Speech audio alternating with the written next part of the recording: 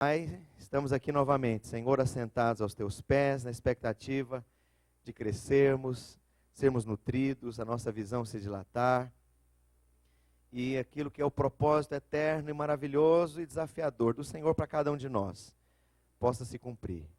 Estamos aqui para ganhar novas ferramentas, estamos aqui para alargar a visão, estamos aqui para corrigir os nossos rumos, nossos alvos. Meu Deus, estamos aqui para mudar paradigmas, estamos aqui, Senhor, para amar o Senhor e nos deleitar no pão que procede da Tua boca. Fala conosco, eis-nos aqui como crianças assentados aos Teus pés nessa manhã. Amém. Queria só saber se o pastor Sérgio de Madrid está aqui. Pastor Sérgio. Queria apresentar o Sérgio e o pastor Antônio. Vocês podiam, por favor, ficar de pé? Não sei se os irmãos já passaram o vídeo da vinha. Irmãos, o pastor Sérgio, nós tivemos o privilégio de conhecê-lo há um mês atrás. Ele plantou uma igreja internacional em Madrid. E tem sido assim, né, uma experiência tremenda. Foi muito gostoso ouvir o que Deus tem feito lá, naquele lugar, através da vida dele. E nós fizemos então a primeira reunião da vinha da Europa em Paris. Que chique, né? E pastor... Espera um pouquinho, pastor Antônio. O pastor John Richard, que é, né, da videira daqui, enviamos ele para o Porto. O pessoal da Bélgica, o Marcos Cavalcante, que está lá no interior da França também. E foi a primeira reunião da vinha lá na Europa. Então, se você sabe de alguma coisa que tem a ver com a Europa, passa isso para o pastor José Carlos, ok? Ele vai, né, passar para nós. Porque nós já estamos nesse processo de investir no crescimento das igrejas, né, fora do Brasil também. O pastor Antônio é um amigo querido que o Senhor tem nos dado. Ele está nos Estados Unidos há 20 e poucos anos. E está ali na Flórida, na cidade de Tampa. Tampa é uma das maiores cidades do estado da Flórida. E estamos trabalhando também, né, temos caminhado juntos. Então, junto com o pastor Napoleão, da videira de Atlanta, o Edmilson, da videira de Boston, tem o Marco Aurélio lá de Jacksonville, e estamos investindo. Então, se você sabe de pessoas que caminham na visão, né, que querem, ou mesmo de famílias da sua própria igreja, que estão com células lá nos Estados Unidos, nós estamos lá com uma santa ambição.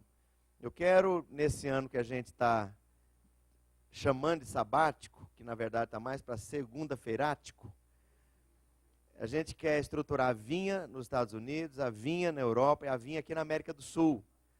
Já há coisas tremendas acontecendo no sul do Peru. Nós temos uma igreja fortíssima lá em Cusco, que é no sul do Peru, e algumas coisas acontecendo em Bogotá. Então, fora do Brasil, nós estamos com esse projeto também de investir, né, de compartilhar ferramentas para o crescimento da igreja na América do Sul. Eu tive com ele ontem. Pastor, ok. Eu apresentei o pessoal da vinha fora, porque, né, nós já tivemos a reunião da vinha na Europa e nos Estados Unidos. Nos Estados Unidos nós vamos ter a 4ª reunião agora no mês que vem. E na América do Sul ainda não tivemos nada. Mas é bom, o pastor Luiz está pedindo para apresentar o pastor Alberto. Luiz Alberto, de Cusco. Ele está presente?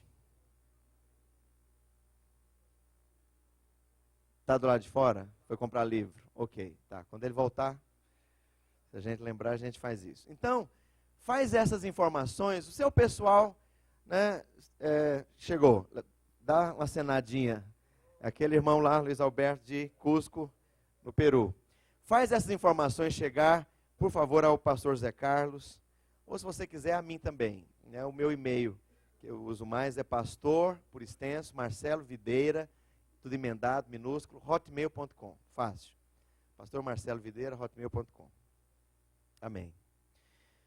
Irmãos, nós estamos falando sobre investimento, que a razão da nossa existência é investir nas pessoas. E eu gostaria de ir um pouco mais a fundo nesse conceito, nesse entendimento, porque, afinal de contas, isso é edificar a igreja. Então, no tema da nossa conferência, cada um veja como edifica, Edificar é investir. É investir sua vida. E a razão de nós existirmos é investir nos outros. Podemos fazer isso de uma maneira clara, consciente, resolvida, ou cheia de expectativa errada, de uma maneira errática, faz de um jeito, depois desiste, faz do outro jeito, depois se frustra, para de fazer, sabe? O propósito de Deus é que você tenha foco e maximize o seu potencial. Faça o máximo, conquiste o máximo. Né? E os principais problemas que a gente vê de divisão, ou de frustração, ou de falta de crescimento da igreja, tem a ver com falta de investimento. E Deus tem assim, sistematicamente falado muito comigo sobre isso. E Deus me deu uma luz tremenda num texto que eu nunca vi ser usado nessa direção também. Eu convido você a abrir sua Bíblia comigo, lá em Gênesis capítulo 2, verso 15. A palavra do Senhor diz: Tomou, pois, o Senhor Deus ao homem e o colocou no jardim do Éden para fazer duas coisas. Quais? Alô? Defina cultivar e defina guardar. Deus pôs o homem no Éden para investir. Cultivar é investir. Cultivar e guardar tem a ver com investir. É para isso. Agora, o que é o Éden? Sabe que eu descobri que isso é um princípio? Além do fato histórico de um dia Deus ter colocado o homem lá e as coisas começaram e avançar, na verdade o Éden é o começo de tudo. Deus te deu o seu Éden. Deus te deu o seu jardim. Cada um de nós aqui nessa manhã tem um jardim. Mas o problema de muitos de nós é que nosso jardim virou um matagal. Porque eu não tenho consciência que eu tenho jardim, eu não tenho atitude nenhuma em relação ao jardim, eu não invisto porcaria, desculpa a palavra grosseira, porcaria nenhuma no jardim, e aí eu fico esperando que o meu jardim vire uma coisa maravilhosa, quando não há investimento, quando eu não cultivo nada. Aí virou um espinheiro, coelho fazendo toca, carrapicho, lagartixa, abutre, cachorro entra lá e dorme no jardim, porque o meu jardim está lá esmo, não tem cerca, eu não invisto tempo, eu não cultivo, eu não desenvolvo o potencial do meu jardim. Você tem o seu jardim, eu tenho o meu jardim. Cuido eu do meu jardim, cuida você do seu. Em outras palavras, o Éden, o jardim, é o ponto de partida de tudo. É lá que você define como que vai ser a sua vida. E o que define isso? Investimento. Se para de investir, para de ser jardim, vai virar uma selva. Cheio de gato do mato, cheio de rolo, de confusão, de briga, cheio de coisa selvagem, cheio de urtiga. Então, às vezes, irmãos, a gente é meio inconsequente ao edificar, porque a gente acha que só orando e jejuando vai acontecer tudo. Não é só orar e jejuar. Edificar tem a ver com investir. Investir tempo, investir presença, investir trabalho, investir dinheiro, investir emocionalmente, investir com fé, investir com alvos, como nós ouvimos. Investir. Eu quero perguntar, quem é o seu jardim? Onde está o seu jardim? O que tem acontecido com o seu jardim? O seu jardim é um jardim? Todo ele? E é curioso, se você vai olhar na Bíblia, você vê lavoura no Novo Testamento. Porque lá a ênfase tem a ver com medida. Paulo está falando de você planejar, de um rega, não planta, o outro rega, de você poder fazer uma lavoura gigantesca de 70 mil membros, como o pastor Eibe está falando. Aí, qual que é o foco? O foco é trabalho, o foco é fé, o foco é fazer o reino crescer. Mas se você vai para o particular, a maneira de Deus enxergar o seu reino, o seu trabalho, é um jardim. Não é uma lavoura. No contexto de trabalho, plano, alvo, fé, é lavoura. Mas no aspecto de realização, é jardim. Uma lavoura não dá realização, a não ser financeira. Mas um jardim não é para ganhar dinheiro. Você trabalha. Para quê? Para ver. Nossa, que coisa maravilhosa que ficou. Gente, aquela orquídea demorou 15 anos para dar a flor. É amanhã que vai abrir. Abriu. Uau, que flor maravilhosa. Vai ganhar quanto? Nada. Quantos dias vai durar a flor? 5. Você investiu quanto tempo? 15 anos. Sabe, é para prazer, para deleite. Sabe, cadê o seu jardim? Então, algumas considerações. O Éden é o que você mais ama e o que mais importa para você. Esse é o seu jardim. O que você mais ama? O que mais importa para a sua vida? O que é mais querido? O que é mais precioso? O que é mais importante?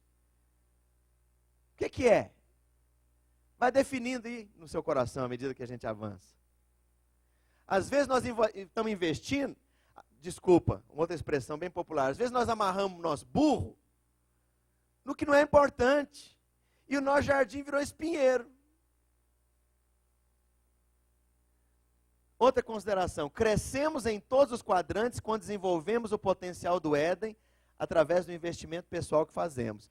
Você vai crescer em outras áreas, segurança, liderança, em praticidade, em fé, em ousadia, em bom senso, em sabedoria.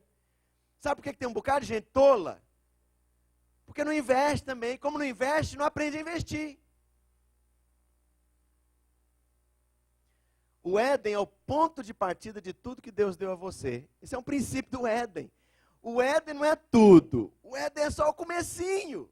O Éden é só o primeiro dia. O Éden é só o primeiro momento. O Éden é só aquela primeira igreja. O Éden é só o primeiro, o começo, o início, o ponto de partida.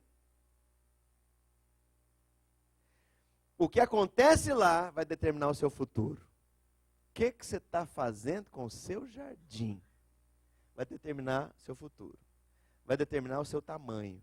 Vai determinar se você vai colher frustração ou realização. Vai determinar se você vai se alegrar ou se você vai se amargurar com uma conclusão de que não fez o que era suposto fazer na época certa. E o tempo passa. Tempo é prazo. Prazo para você investir. Chega um ponto, acabou, não tem que investir mais nada. Depois que seu filho cresce, acabou, não tem mais. Você tem que investir enquanto ele é pequeno, tem que investir enquanto ele está debaixo da sua autoridade, enquanto ele está debaixo da sua sombra. Isso vale para o seu filho espiritual, isso vale para as igrejas que você cobre. Um dia não vão precisar mais de você. E aí, agora você quer investir? Agora você vai colher a sua ausência. Então, o que acontece no Éden é determinante. O que você faz com o seu jardim é determinante. A sua resposta no Éden determina seu êxito ou seu fracasso. O que você faz com a sua esposa? O que você faz com seus filhos? O que você faz com seus filhos espirituais? Ou o que você não faz com seus filhos espirituais? O que você faz com os líderes que estão debaixo da sua liderança? Vai determinar se você vai ter êxito ou se você vai ter fracasso. O tamanho do seu ministério é diretamente proporcional à sua resposta no Éden, ao seu investimento no seu jardim. E o seu jardim tem o potencial de trazer as maiores alegrias ou a pior dor. Concorda comigo? O que mais traz dor? O que acontece dentro de casa? Os seus filhos naturais, o que acontece com o cônjuge, o que acontece com os filhos espirituais, que em última análise é o seu contexto de discipulado mais direto, é o contexto de trabalho mais direto, é o contexto onde as expectativas são despertadas, onde o seu investimento é feito, seus líderes, suas igrejas, as pessoas conectadas, vinculadas a você. E ainda nas considerações, seu senso de realização existencial, sabe aquela coisa gostosa? Eu existo para isso. Nasci para fazer isso. Nasci para fazer isso. E isso é o que eu gosto, isso é o que eu faço bem, isso é o que eu faço com fé, isso é o que eu faço bem feito. Isso tem a ver com a razão da minha existência, por que eu nasci. O senso de propósito profético. esse senso de realização é dado por aquilo que você investe em seu jardim. Se você não investe no seu jardim, deixa eu te falar, não interessa se você tem dinheiro, você vai ser uma pessoa frustrada e sem gosto. Sabe por que muita gente que tem muito dinheiro vive uma vida miserável? E os maiores cantores, alguns dos maiores cantores, que têm fama, que têm influência, que têm uma vida de opulência, que têm muitos amigos, né, ou muitos relacionamentos, muitos contatos, por que essas pessoas sempre morrem de overdose? Ou se suicidam? Por quê? Porque tudo onde elas têm investido a vida é fútil. Elvis Presley morreu babando, ataque cardíaco de overdose de cocaína. Aquela cantora aqui, brasileira, como que é o nome dela? Elis Regina morreu babando cocaína. E tantos outros, esses artistas aí da música, pessoal que tem tudo. O que falta para esse povo? Tem fama, tem conforto, tem dinheiro, tem amigo, tem luxo. O que falta? Não tem jardim. Eles dão uma olhada de repente para tudo depreciou, tudo inflacionou, tudo perdeu valor.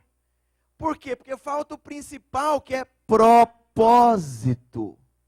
razão existencial. Eu vou te falar, razão existencial não é fazer coisas. Essa gente faz coisa demais.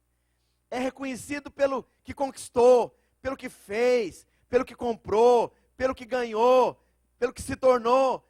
Mas não tem investimento no que é precioso, no que é importante. Sabe, como nós falamos no primeiro dia, você não é aprovado por Deus por aquilo que você conquista, por aquilo que você compra, por aquilo que você adquiriu.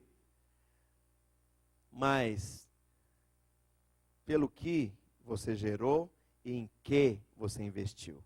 E investimento não é necessariamente trabalho e resultado do trabalho. Investimento tem a ver com aquilo que é o seu propósito existencial, a razão de você viver. Sabe, amados, seu senso de realização existencial é dado por aquilo que você investe no seu jardim. E seus sonhos se materializam a partir do investimento no seu jardim. Qual que é o seu sonho? Quando a gente ouve o Abe falar, é fácil a gente se inspirar, né? Rapidinho. Por quê? Porque é uma obsessão, uma santa obsessão. E glória a Deus por isso. Qual é o seu sonho? Não tem sonho se cumprindo se você não cuidar e não investir no seu jardim. Porque o seu jardim é o ponto de partida. Então, qual que é a diferença entre jardim e lavoura? Jardim é para prazer, desfrute e realização. Alguém que trabalha no jardim vai compor todas as cores, vai compor todas as partes do jardim. A cachoeira, as plantas de certa cor, o degradê do verde, né, os tipos de flores que vão dar aqui e acolá, né, o caminho da água, a cascata, né, tudo ali é uma composição maravilhosa. Agora, é interessante, você investe trabalho no jardim? Alô? Você investe dinheiro? Investe tempo? Tem expectativa envolvida? Mas qual que é o resultado? Beleza. Só para ser vista. E você vai olhar e falar, gente, aquela flor lá deu o potencial pleno dela. A multiforme beleza dos tons e dos degradês, né, as borboletas lá, o beija-flor, as abelhas pegando pólen, né, o aroma do perfume do jardim, né, a beleza fascinante dos tons diante dos olhos. Para que é? Vai ganhar dinheiro com isso? Não, você vai ganhar realização. O que alguém que tem um belo jardim tem ao final das contas? Realização. Ele não tem mais nada. Não deu lucro. Que lucro que dá um jardim? Não dá lucro nenhum. Então, deixa eu te falar. Você tem o seu jardim, que não é o meu, é seu. Agora, lavoura é para lucro. Nesse sentido aqui, por que Deus não usa esse ponto de partida como lavoura? Porque eu não me ligo à lavoura. Qual a diferença de ter um pé de soja para o outro, vizinho dela? E para o outro que está atrás? É igualzinho, tal e qual. Eu quero lá saber da soja. Eu vou plantar 100 alqueires de soja, tudo igual, um atrás do outro, atrás do outro, atrás do outro, atrás do outro. Sabe, aqui fala o seguinte, quando Deus nos chama para investir no nosso jardim, a peculiaridade específica, cada um tem um potencial, cada filho espiritual tem uma necessidade, tem uma cara e tem um potencial diferente, tem um nível de resposta diferente. Se você não enxerga dessa forma o seu jardim, você vai virar um general, no sentido de querer formatar tudo. E aí nós temos algo sensível, nós que trabalhamos com células. Cuidado para não formatar tudo. Cuidado para não massacrar o que Deus às vezes está querendo fazer lá no meio. E aí eu não estou dizendo que nós não devemos ter uma visão clara, nítida, e ter o nosso carro-chefe, não estou falando isso não. Mas lida com cada discípulo seu como jardim, não como lavoura. Não queira passar a régua e todo mundo 1,72 m. Você vai cortar a cabeça de um bocado de gente, vai arrancar o tórax de outro, você vai... Percebe? Deus não faz isso. Então veja bem, se eu não enxergo a preciosidade do que Deus me deu com o meu jardim, eu vou lidar com as pessoas como pé de couve. Com plantação de soja, percebe isso? Lavoura é para lucro, jardim não é para lucro. No jardim estimulamos o potencial e a peculiaridade de cada planta. Na lavoura, tudo é padronizado. Tanto um como o outro requerem imenso esforço. Só que um traz realização, o outro traz lucro pessoal. Sabe que tem gente que lida com o jardim querendo lucro pessoal? Você vai se frustrar. Eu acho que todo pai quer o melhor para os seus filhos, né? Isso é o natural. Mas eu lembro de uma época, minha mãe falava para mim, você vai ser um grande médico. Não batia. Eu ficava imaginando, por que a minha mãe queria que eu fosse um grande, sempre tem que ser grande, né? Um grande engenheiro, um grande médico, tem que ser um grande alguma coisa. Porque isso dá retorno. Se é um grande médico, dá retorno. Se é um grande não sei o que, dá retorno. Né? E assim, sabe, tem muita gente que lida com o jardim como se fosse uma lavoura, porque você espera pagamento. Retorno do investimento que você está fazendo. Então é o seguinte, eu vou ter bastante filho, porque na minha velhice eles vão me manter. É o seguinte, eu vou fazer isso, por causa disso, porque eu quero ganhar isso e aquilo. Lavoura é para retorno, jardim não. O pagamento que você tem com o seu jardim é em o jardim alcançando o pleno potencial dele. Já é o pagamento. A alegria de ver os seus filhos cumprindo o pleno propósito de Deus para a vida deles. É isso, é para isso que você investe, para isso que você gasta seu tempo, para isso que você gasta seu dinheiro, para isso que você tem o seu trabalho, para isso que você trabalha, para isso que você discipula, para isso que você ensina, aconselha, investe, ama, tem comunhão, persevera, limpa sujeira, confronta, dá remédio. O retorno dado pela lavoura é o meu ganho pessoal. No jardim, o retorno é o potencial pleno de cada planta sendo alcançada. Mas sabe, nós temos um problema em relação ao nosso jardim, porque quando a Bíblia fala que nós herdamos o pecado de Adão, o pecado é muito vasto. Vamos explicar esse negócio melhor? Vamos trazer isso para... Sabe, na verdade, o sujeito era um descabeçado em relação ao jardim dele. Ele não fez nada do que era suposto do que era suposto fazer. Quando Deus disse para ele que era dever dele cultivar e guardar o jardim, ele não fez nenhuma coisa nem outra.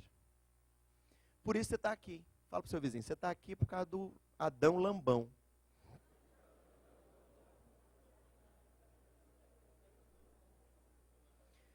Você está alegrinho, né? Mas agora deixa eu te falar uma coisa que não vai alegrar muito. Nós, além de herdarmos o pecado, herdamos o mesmo tipo de posicionamento em relação ao jardim.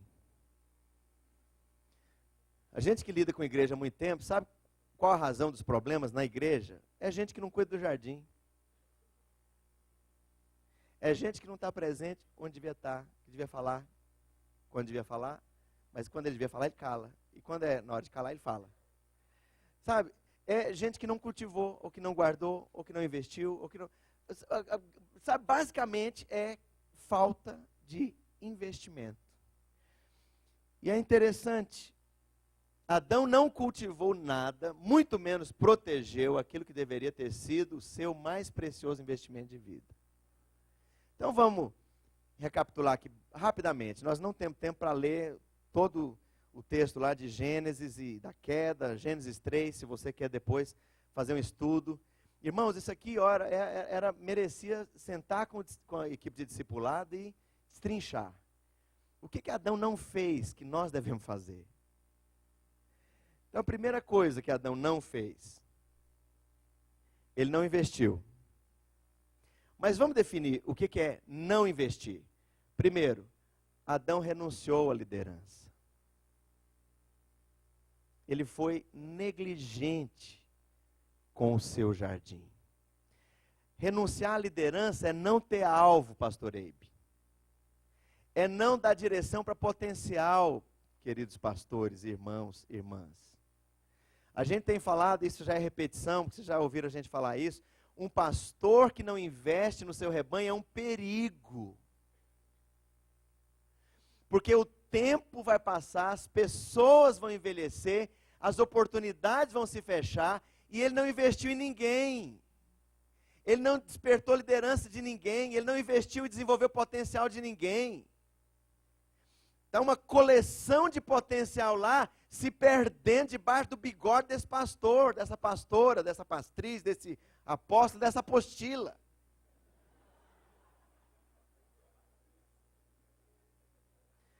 Deixa eu te falar, se você é um pai que não investe nos seus filhos, você é um perigo para os seus filhos.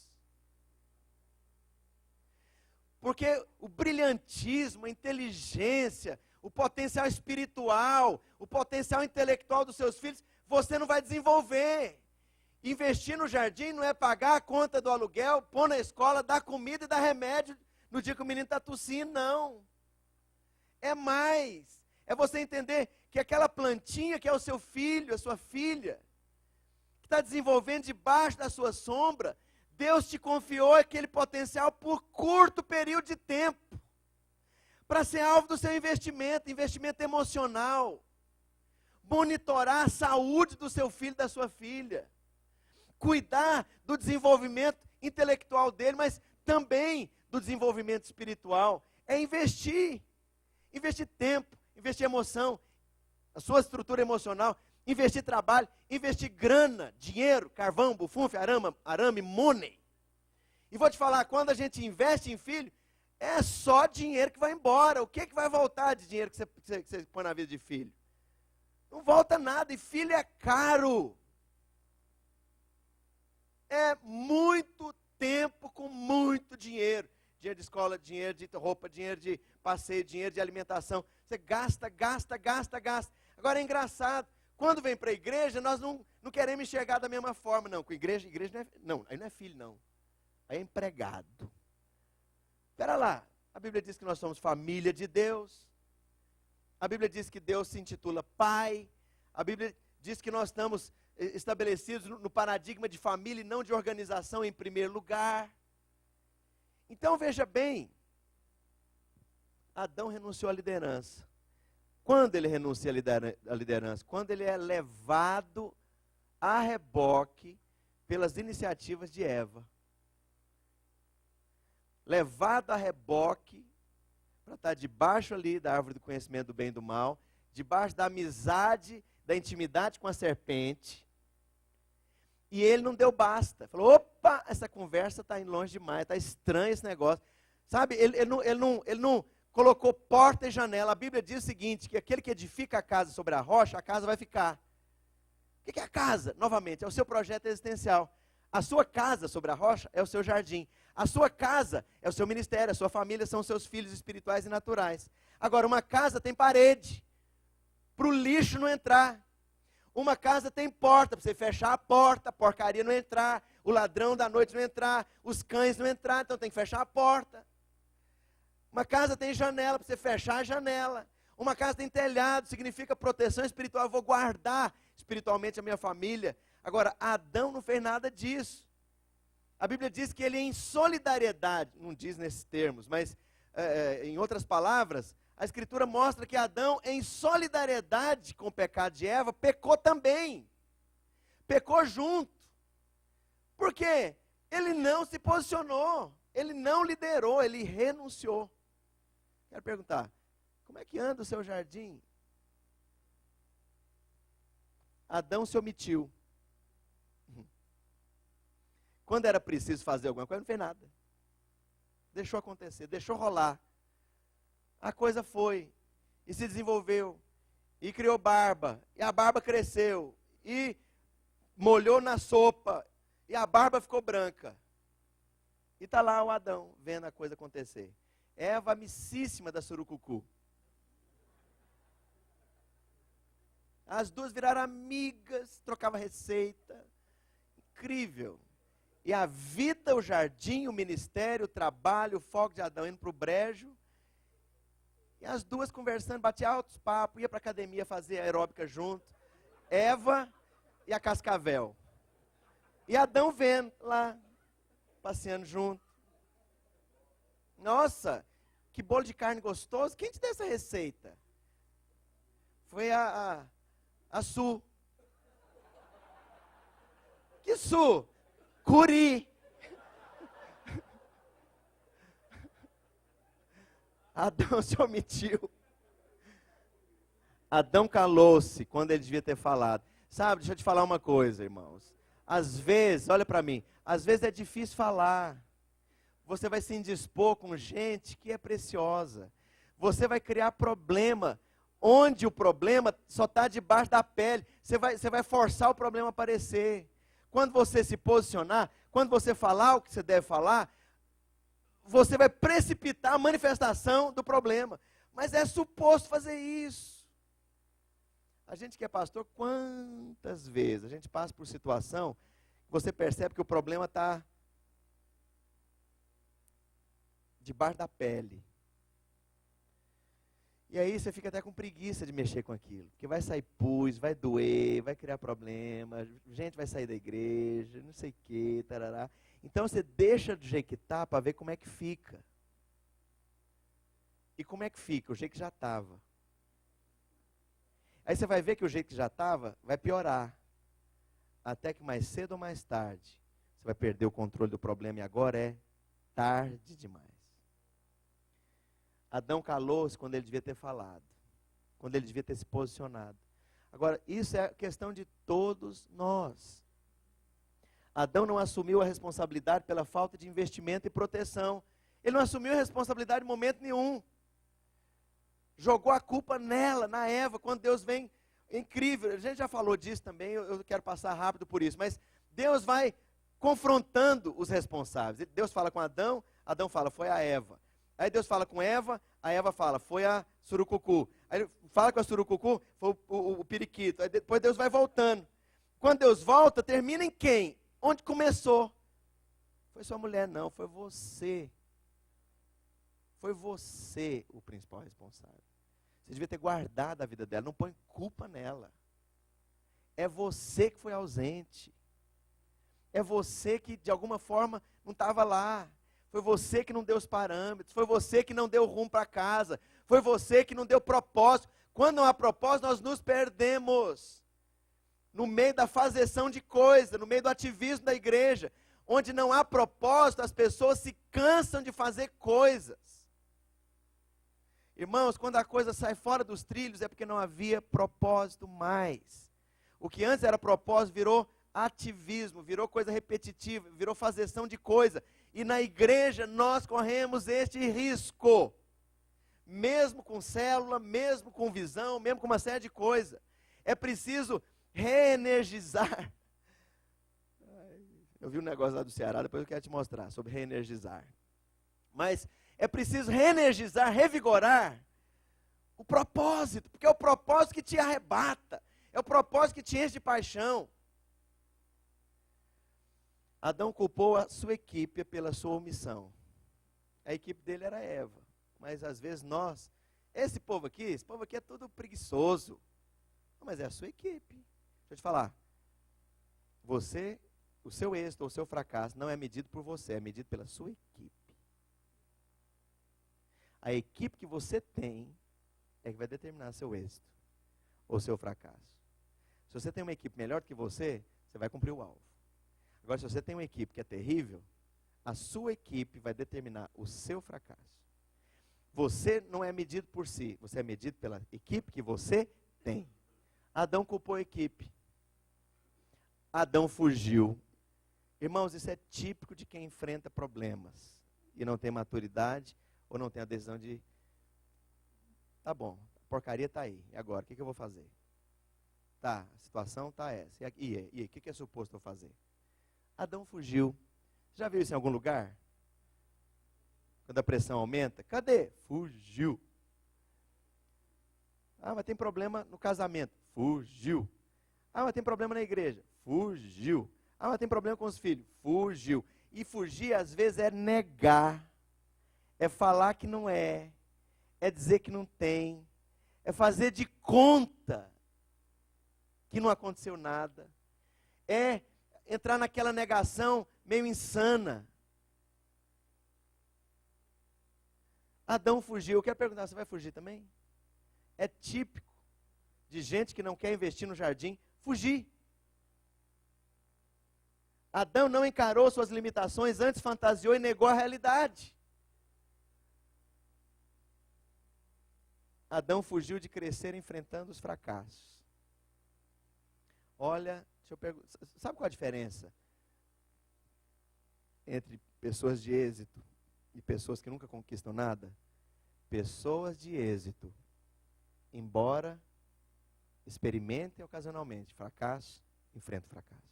Tá bom, fracassei. Tá bom, e aí? E daí? Eu vou chorar, sentar na pedra e chamar a mamãe? Ou eu vou passar metiolate, aquele que arde nas feridas, no joelho, tudo ralado, vou me levantar e a coisa vai acontecer. Sabe, todo mundo que teve êxito levantou no meio do fracasso e prosseguiu. Catou os cacos e foi avante. Pastor Eibe, o irmão tem tanto êxito, um dia a gente podia pôr você sentado aqui, um canhão de luz e fazer entrevista. Quais foram os fracassos do pastor Eibe? Eu estou fora. O Eibe, sabe, será que nunca ninguém teve fracasso, não?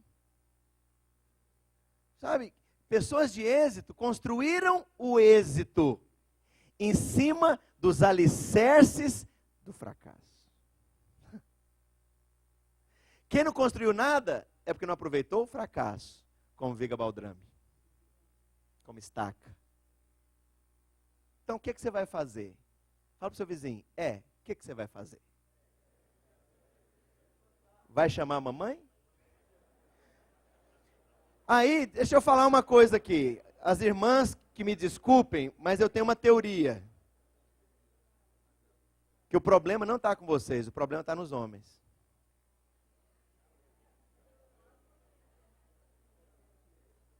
É uma teoria minha.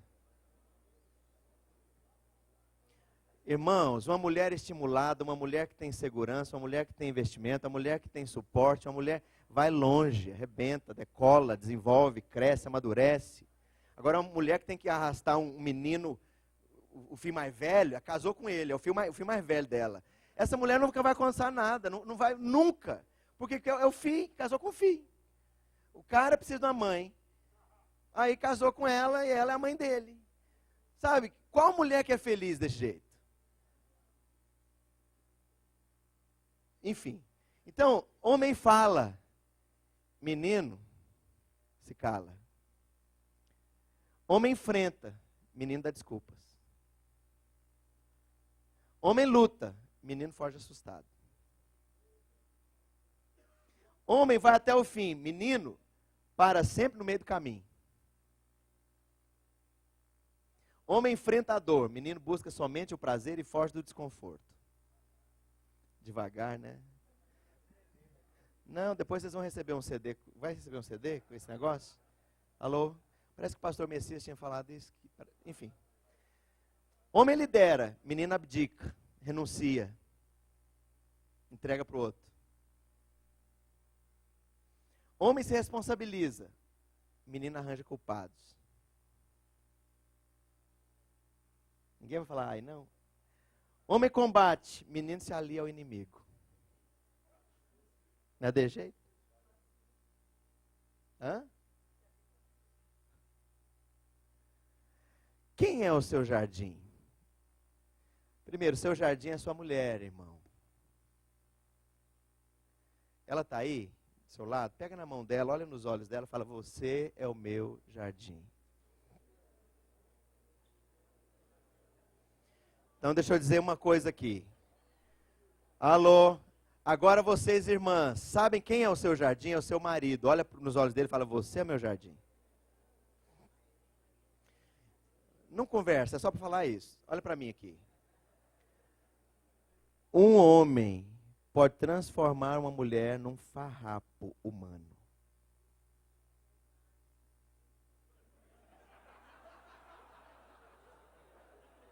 Agora a réplica. Uma mulher pode transformar um rapaz cheio de sonhos, de expectativas e de boas intenções num farrapo humano. Uma mulher pode destruir a autoestima de um homem. Você, mulher, você precisa de segurança, de apoio, de suporte, para você decolar. Mas o seu marido precisa de ser honrado. Se você trata o seu marido igual menino dentro de casa, esse homem não tem alegria em voltar para casa à tarde. É por isso que um bocado de mulher não entende. Por que meu marido vai jogar bola sábado? E fica o sábado inteiro, até 10 horas da noite com os amigos, churrasco, nas comunhão da célula. Essa célula nunca acaba, é tudo assim. É porque não tem prazer de voltar para casa, porque em casa só tem cobrança. Só tem nota promissória, só tem crítica, só tem sanguessuga, só tem a draga espiritual. É o buraco negro, devora até o planeta, o sol, o que vier pela frente. É por isso, eu também nem ia voltar para casa, não. Eu ia procurar, não, aquele camarão com moranga lá que a Marília faz, vamos fazer alguma, sabe? Deixa eu te falar, o seu jardim são seus filhos naturais. Aquela mocinha, aquela garota, aquela garotinha, é uma plantinha, Deus te deu ela. Você cuidar dela por poucos anos. Outro dia, eu tinha um bebezinho lindo, branquinho, banguela, analfabeto e careca. Um bebê lindo. Se você viu um marmanjo maior do que eu, todo barbado, andando aqui, é o que virou aquilo. É por pouco tempo. Sabe, o menino hoje não é menino, mas é um homem de 17 anos. E eu vou tendo que me dilatar, porque não dá para tratar ele mais como bebê, depois não dá para tratar ele mais como garoto de 10, 11 anos, depois não dá para tratar como adolescente, agora tem que tratar de outra forma. A gente vai tendo que se dilatar também, né? Ele não vai ter um pai, ele vai ter muitos pais, porque nós temos que ir mudando à medida que o tempo muda, para ir se adaptando a eles. Agora, é o seu jardim, o seu filho é o seu jardim. Qual é o investimento que nós temos feito nos nossos filhos? Não é só pôr na escola, escola cara, escola boa, escola particular, não. Há uma série de investimentos. Irmãos, tempo atrás, um dos meus filhos falou para mim, falou, pai, você é pastor demais e pai de menos. Não é que eu não seja presente, eu sou muito presente na vida dos meus filhos, sou mesmo. Eu sei de tudo na escola deles, eu vou para a reunião de pais, eu sei quanto é que nota que tira, eu sei o potencial, os talentos deles, eu estou ali cercando para investir, né? Há um forte suprimento emocional, mas em que ele estava falando que eu sou muito pastor e sou pouco pai? Que eu não sei ouvir. Ele fala assim, assim, assim, eu já venho com a resposta pronta, porque isso, sabe, eu tive que falar para ele, falar, olha filho, desculpa, eu vou ter as minhas recaídas, porque eu sou pastor. E todo mundo vem conversar comigo esperando uma palavra de Deus, esperando um aconselhamento, esperando uma direção, e eu entortei. Sabe, é muito difícil simplesmente ouvir as bobeiraiadas, ouvir, tem um irmão lá nos Estados Unidos que ele diz que O diabo, quando se rebelou contra Deus, era adolescente. Só fez porcaria. Não, só fez disparate. Vomitou na própria cama o bocó. De tal forma que não pôde nem voltar para lá mais. Tá aí dando trabalho aí nos terreiros de Umbanda da vida. Ou quer dizer. Então veja bem.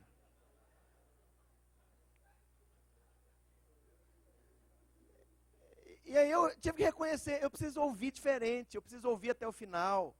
Eu preciso de ouvir sem ficar querendo dar resposta logo. Eu preciso de ouvir sem querer consertar o meu filho toda hora que ele vem falar comigo. Eu preciso de ouvir sem querer dar sermão por tudo que ele fala, corrigir sabe, simplesmente ouvir. Eu percebi o seguinte, que eu virei o pai pastor chato. Porque se o menino espirra diferente, eu tenho que consertar o espirro. Já viu que, irmãos, é um desafio para nós. Muitos de nós temos tanto para falar que nós não ouvimos. Seus filhos naturais são o seu jardim. O que está acontecendo com seus filhos? Eles estão florescendo em todas as áreas. Seus filhos espirituais são o seu jardim e os seus liderados são o seu jardim. O que está acontecendo com as pessoas que estão debaixo do seu discipulado? Eles são o seu jardim, irmãos.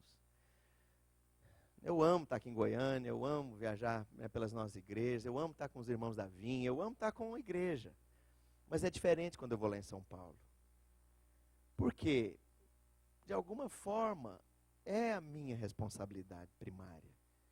É o foco do meu investimento, é onde eu tenho posto minha vida, meu tempo, meu trabalho, minha fé, meus dias. Sabe, esse é o seu jardim. E o que significa então cultivar o jardim? Primeiro, assumir totalmente a responsabilidade por ele. Eu sou o responsável. Não é o Abel, sou eu. Não é mais ninguém. Não é o Aloysio. Eu sou responsável pelo meu jardim. O Aloysio é responsável pelo jardim dele, que é imenso. Mas ele não vai ser responsável direto pelo meu jardim. Eu que sou. Deus vai pedir contas de mim. Seu jardim, Naor, é seu jardim, não é meu, é seu.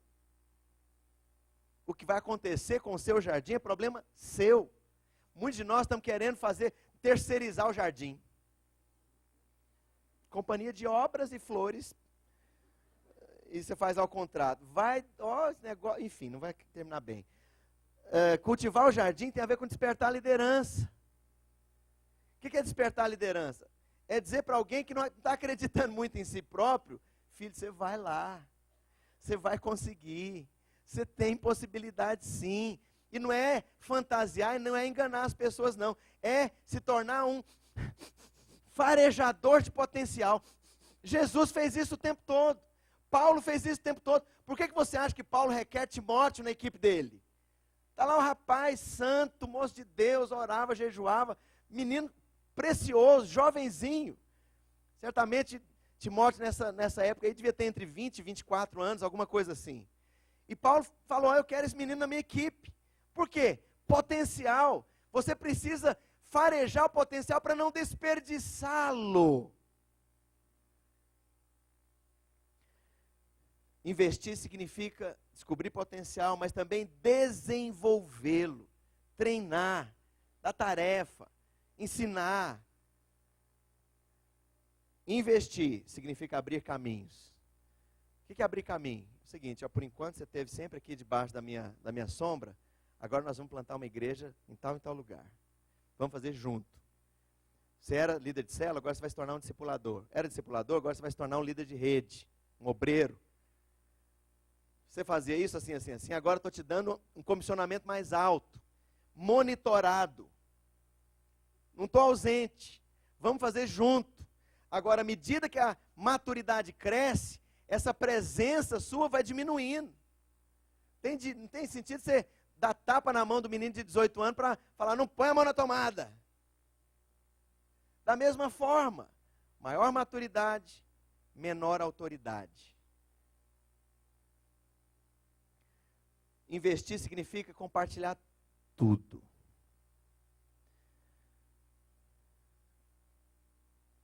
Gilberto, um dia a gente vai parar de falar isso, tá? Te prometo. Mas Gilberto é um moço, é um homem de Deus, precioso, cara cheio de dons, né, de sonhos, que o Senhor trouxe para fazer parte, né, do nosso jardim há 8 anos atrás. E à medida que nós plantamos a igreja lá em São Paulo e começamos a multiplicar, porque foi a estratégia que o Senhor nos deu para crescermos de uma forma mais rápida, o principal investimento de tempo, de dinheiro, foi a igreja da Zona Norte. Está ali na região da Armênia, 3 estações do metrô acima da Sé, lá em São Paulo. Nós devemos ter investido ali uns R$500.000 ao longo de não sei quantos anos. Ali era a Universal do Reino de Deus, e fechou. E aí o pessoal fala, olha, essa região não é região de igreja. Mas, debaixo de uma convicção de Deus, fomos para lá. A Universal usava um salão menor e um grande salão era estacionamento, mas assim, detonado o piso. E não tem jeito, tem que investir, aluguel em São Paulo é caríssimo. Nós gastamos gastávamos, porque agora o gasto aumentou, em torno de R$60.000 por mês de aluguel. Por mês. Então assim, é tudo, as cifras são diferentes. E depois desse investimento todo, equipamos a igreja, foi um processo, e reforma, e som, e não sei o que, e multimídia, né? Depois de um bocado de tempo, depois que decidimos fazer a multiplicação, eu fiz uma decisão. Falei, eu vou sair com o menor grupo. E o Gilberto ficou com o maior grupo e ficou com o prédio. A Bíblia diz que nós não devemos dever nada a ninguém a não ser o amor. O Gilberto não me deve nada, a não ser o amor. Mas sabe, eu como alguém que investiu na vida dele e abriu o caminho, eu me sinto tão bem com isso. De ter passado a maior das nossas igrejas, o melhor prédio que nós tínhamos na época, o melhor equipamento que nós tínhamos na época. Sabe, porque é suposto fazer isso mesmo, é compartilhar tudo que você tem. Jesus, quando fala de Judas, qual que era, digamos, o espinho, entre aspas, né, no coração de Jesus? Porque é aquele que come no prato comigo. Não é a dona Tereza lá da esquina, não é o seu Zé lá não sei de onde. É o que come no prato que eu como. Por isso doeu mais. Então veja bem, compartilhar tudo. Jesus compartilhou tudo com eles? O que vocês acham? Aquele texto, tendo amado os seus, amou-os até o fim. Fala disso? Investir significa liberar para a plenitude. Agora vai, decola e conquista o seu espaço, porque você já é filho casado, você já tem maturidade e tem estrutura para definir os seus próprios destinos. Vai e conquista o seu potencial. Amém? Agora, isso é cultivar o jardim. Mas o que é guardar o jardim? Estamos terminando com isso aqui. Guardar o jardim é proteger o jardim. E às vezes você tem que proteger as pessoas delas mesmas. Vai fazer besteira. Às vezes você... Sabe o que é proteger às vezes? É restringir. Alguma criança gosta de ser restringida? Não, aqui você não vai. Não, aqui você não faz. Não, o horário não é para isso. Agora você vai ter horário. O horário agora é para estudar. Criança gosta de restrição? Alô? Mas restrição não é proteção? Quando você não restringe em certas pessoas, em certos momentos, você está permitindo que essas pessoas caminhem na beirada do precipício. Sabe, proteger, guardar, estar presente. Mas também proteger é posicionar-se. Sabe que muitas pessoas vêm e forçam a porta, não é para abrir a porta, é para ter a segurança que ela está firmemente fechada. E aí quando as pessoas forçam um pouco a porta e percebem que ela não está fechada, mas está aberta, isso gera insegurança. Sabe por quê? Falta de posicionamento. Não, dá uma pressãozinha que o pastor muda. Irmãos, é difícil às vezes. você se posicionar em certas coisas delicadas. E assim, nós estamos falando só de princípio aqui. Você pode aplicar isso em N pequenas circunstâncias. Proteger é dar parâmetros firmes. Proteger é monitorar cada área. O que é monitorar? É estar presente, eu vou saber o que está acontecendo. Eu vou saber. Vou meter o bico. Mas espera lá, é suposto eu fazer isso mesmo. É a minha função, Deus vai cobrar de mim. É enfrentar os inimigos. Blim, blom. Vai lá, benzinho, vai lá, vê o que o cobrador quer. Vai lá, benzinho, coisa nenhuma. Aí, o pastor convoca para o jejum, para orar. Vai lá orar, amor. E o marido fica lá em casa. Né? Irmãos, já viu essa história de que nas igrejas as mulheres que oram? Novamente, o mesmo problema. Eu não tenho problema nenhum com vocês orarem, irmãs. Ora mais. O problema é os homens não orarem. Já viu a história de que equipe de intercessão nas igrejas é uma é um grupo de mulheres? Desculpa, retirei a palavra. É uma turma de mulheres. Eu tenho uma tia-avó que está com o Senhor, já morreu tem poucos dias, poucos meses. Mulher santa, mulher de Deus, né, aquela do coquinho, do saião, orava e orava.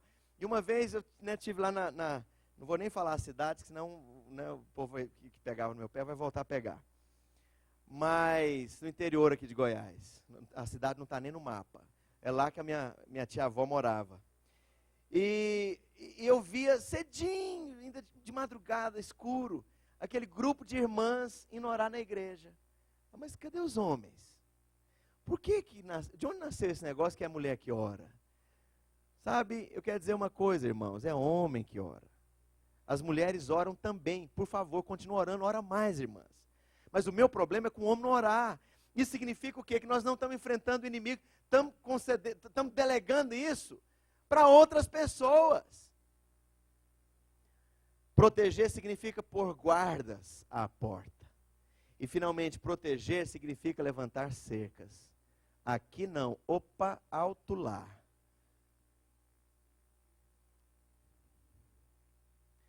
Quem é o seu jardim?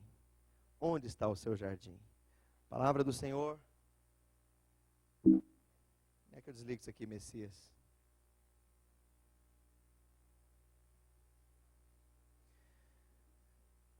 Palavra do Senhor diz, abre a sua Bíblia aí, Gênesis 2:15.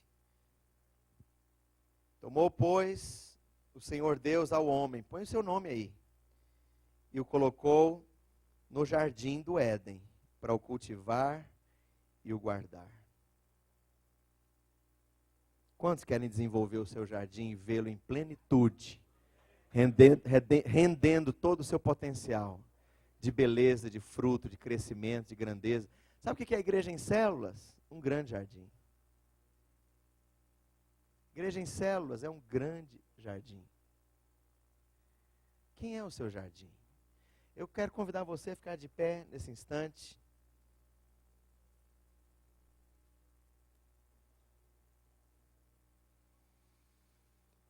Eu não sei se tem alguém que pode nos ajudar aqui no teclado.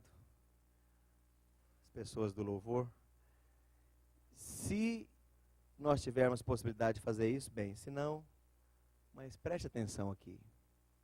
Queria fazer isso em reverência. Né? Nós não estamos brincando ao dar essa sugestão. Se você está com o seu cônjuge, você, marido e sua esposa estão juntos, gostaria que vocês ficassem de frente um para o outro agora. Esposa e o marido.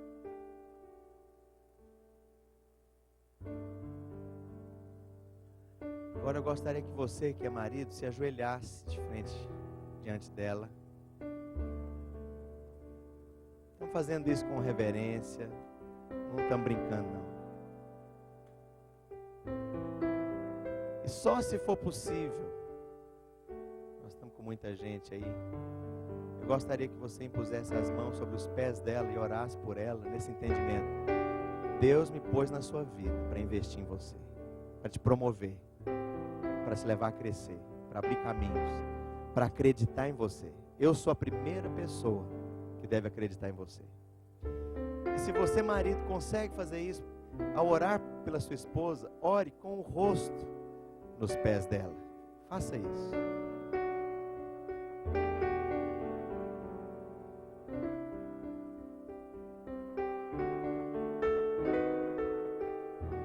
Os irmãos que estão aqui com seus líderes, com seus filhos espirituais, eu gostaria que vocês estivessem orando juntos. Vamos formar pequenos grupos de oração. E se você está aqui com seus filhos espirituais, com seus discípulos, com seus liderados, fala isso, olhando para eles. Eu existo para investir na vida de vocês. Deus me colocou na vida de vocês para acreditar em vocês. E se você não tem cultivado o jardim, se você não tem guardado o jardim, se arrependa nessa manhã, fala: Deus, entendi a mensagem, eu existo para investir. Deus, eu existo para me gastar, me queimar, me acabar até o final da minha vida, investindo na vida daqueles que o Senhor me deu. Diga isso para os seus filhos espirituais, para os seus discípulos: eu nasci para acreditar em você. Deus me pôs na sua vida para acreditar no seu potencial.